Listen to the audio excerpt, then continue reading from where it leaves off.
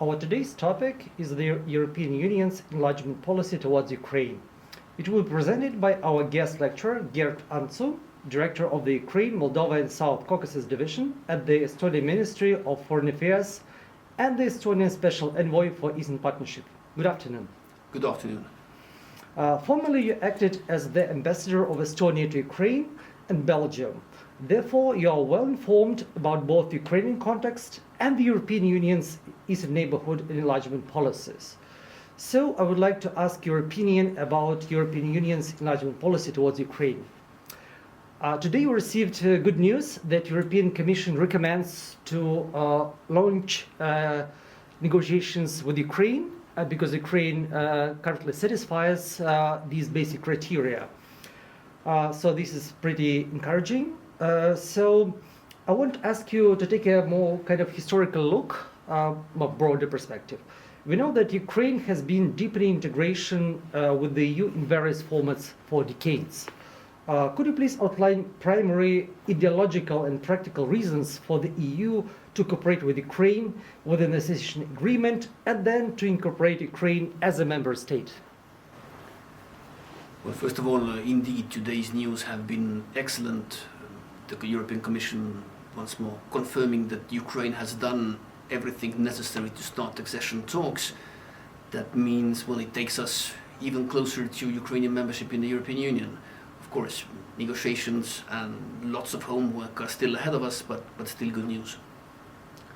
What has been the motivation of the European Union and the member states?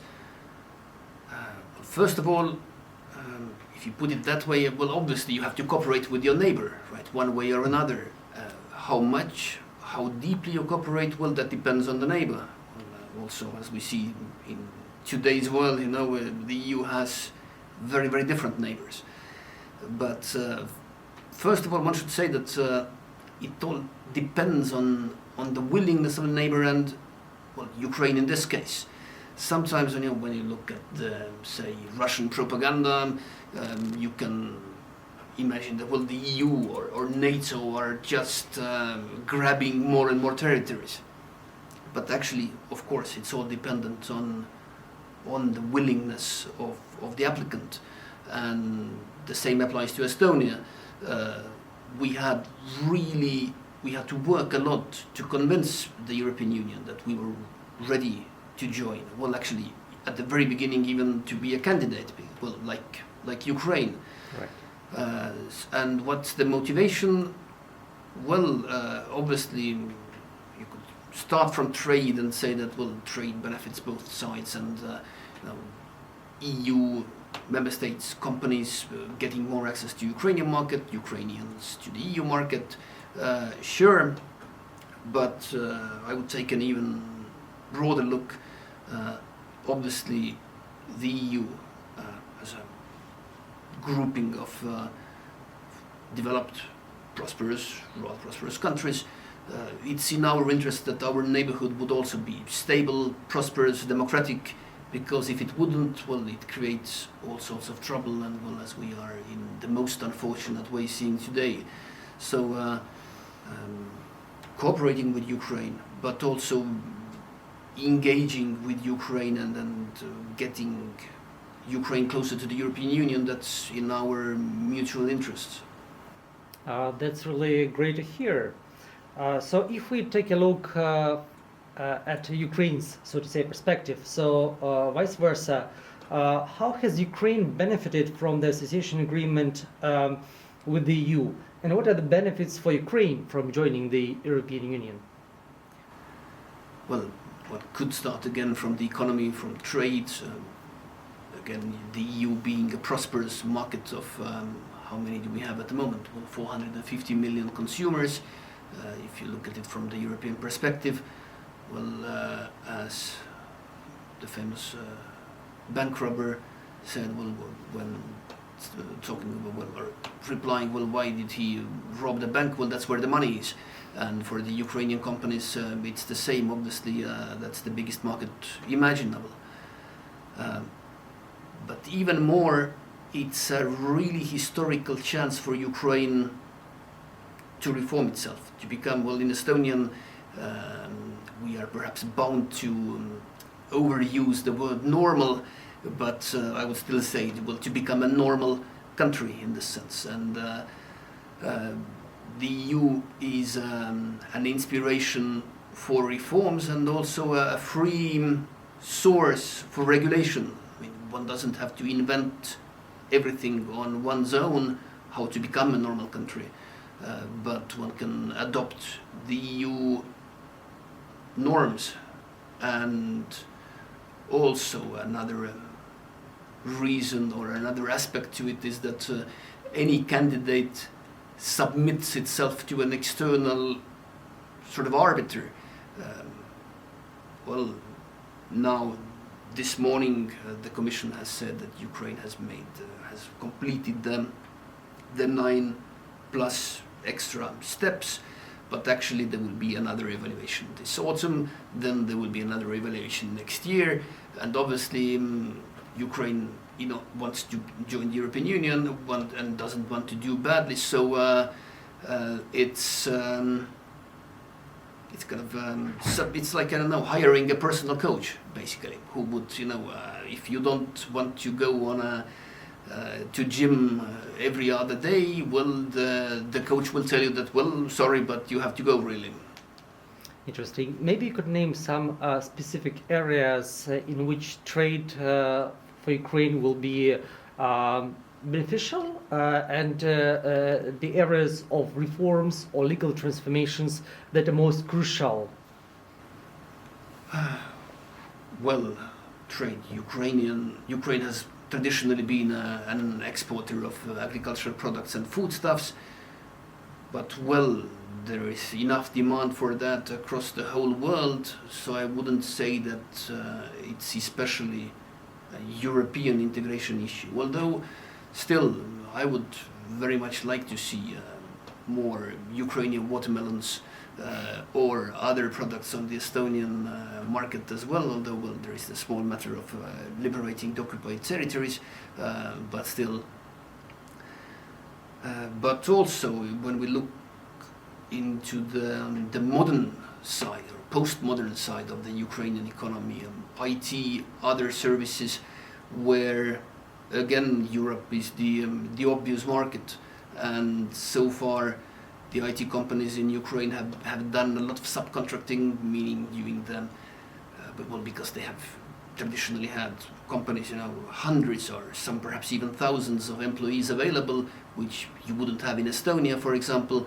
But I'm sure in the course of that, Ukraine will develop its own digital products and services, or actually Estonia is already learning from DIA, the Ukrainian national mobile e-governance application, and there is every reason to believe that there will be more of that.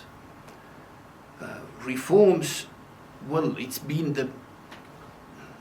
the more basic side of it so far. I mean, the EU has really focused on rule of law, fight against corruption, that side, but in the end of the day, it's hundreds of thousands of pages of EU legal acts that Ukraine has to take over, and that really means from the quality of tap water to bookkeeping nitty-gritty that is too technical for most people to focus on, but actually will make Ukraine a different country from what it has been, let's say, over the last 30 years, to say nothing about the Soviet time, of course. Right.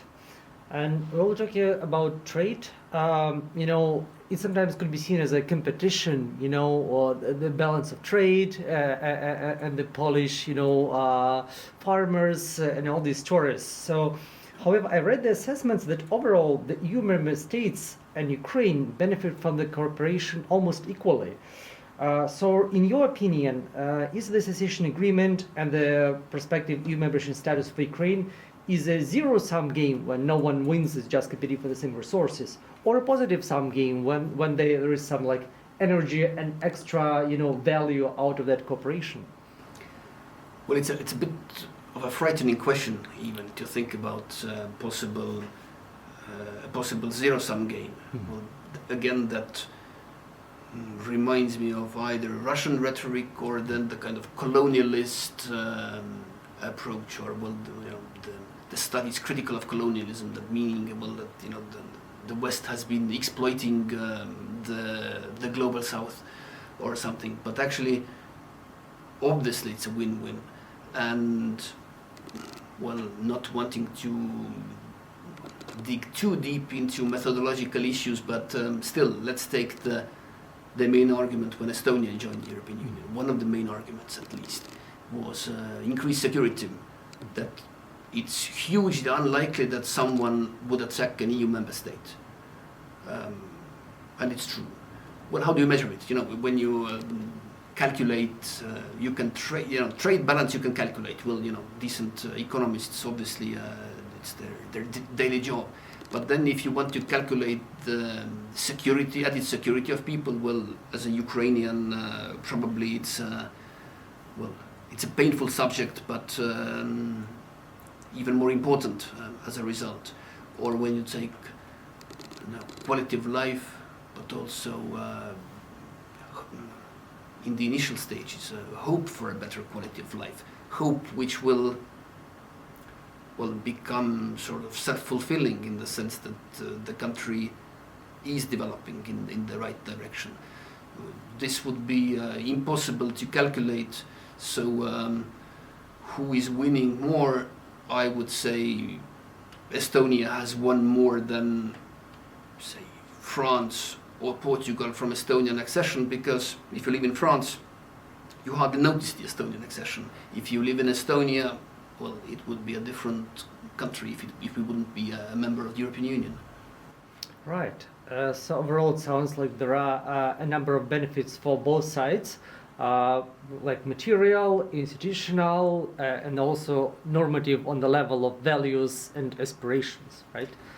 Well, values and aspirations, when I talk to Ukrainians, values is one of the first words that comes up because, well, the revolution of dignity, people coming to the streets, some people getting killed because of the European values or because of the willingness of people to go to Europe, so to say. For an Estonian, well, I would say we have the same values as they have in Europe. So it wouldn't make too much difference if we would be outside. I don't think our values would be too different. But when you say institutional, then that's important, certainly, because if we would be outside the European Union, well, not many would care what is our position on this or that. Or again, a very Ukrainian subject, we have been using our political capital on supporting Ukraine and convincing others in Europe to support Ukraine. If we wouldn't be a member of the European Union, well, why would anyone have to listen to us? So that's one gained asset for sure, and that the same will apply to Ukraine when it will become a member of the European Union. Thank you. This is really informative and something to think about and learn more, definitely. Thank you very much. Thank you.